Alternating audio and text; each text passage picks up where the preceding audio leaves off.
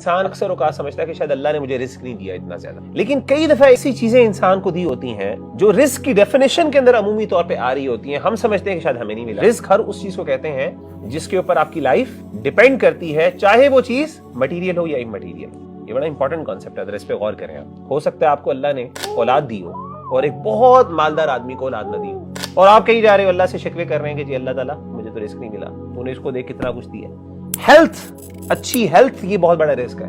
आप इमेजिन करें कि अल्लाह ने आपको फिजिकली फिट बनाया, बिल्कुल सही बनाया, और वो बंदा जो महल्लात के अंदर बैठा हुआ है वो खाना नहीं खा सकता, वो पिल्स के ऊपर सर्वाइव कर रहा है। और अक्सर ऐसा होता है, आपने देखा होगा, शायद वो बेचारा सीधा बैठ भी ना सकता हो, ठीक है ना, पता नहीं कितने लाखों रुपए स्पेंड करता हो अपनी हेल्थ के ऊपर जो आपको अल्लाह ने दी, और वो बेचारा वो एक आम स्ट्रीट पे बैठे वाला वो हर चीज खा रहा होता है। ये आपके लिए रिस्क है, शायद उसके पास वो रिस्क नहीं।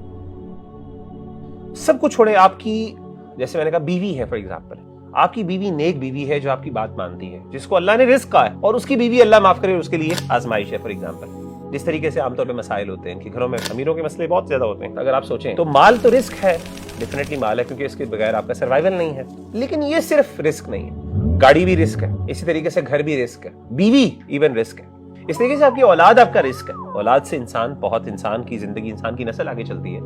अगर इंसान के आगे औलाद ना हो तो ऑब्वियसली क्या होगा, पूरी दुनिया नहीं चल सकेगी, दुनिया का सर्वाइवल नहीं।